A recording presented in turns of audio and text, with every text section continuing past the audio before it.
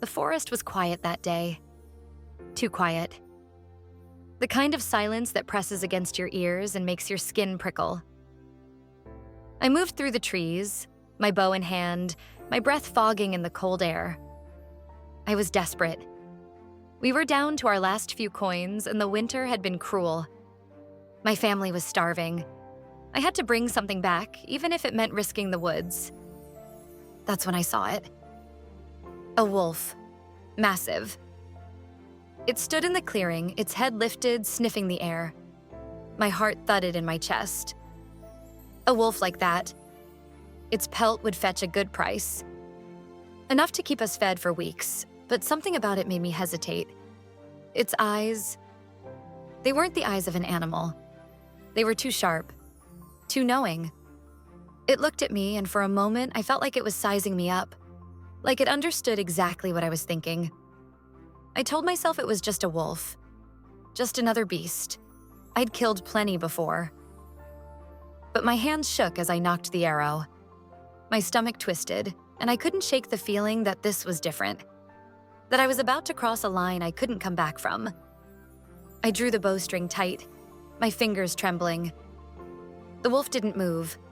It just stood there, watching me, waiting. I took a breath, steadying myself. I let the arrow fly. It struck the wolf, and the sound it made. Gods, I'll never forget it.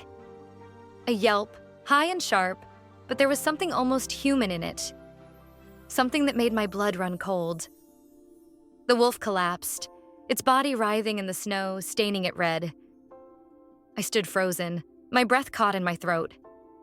I should have felt relief. I'd made the kill. But all I felt was dread. I forced myself to move, stepping closer. I stumbled back, my heart pounding. I'd killed one of the Fae. The stories rushed through my mind. Stories of the Fae folk, of their wrath, of the bargains they made and the prices they demanded. I'd just signed my death warrant. Or worse. I told myself it was necessary. My family was starving. The pelt would feed us. But deep down, I knew I'd crossed a line. I'd killed one of them, and there would be a price to pay.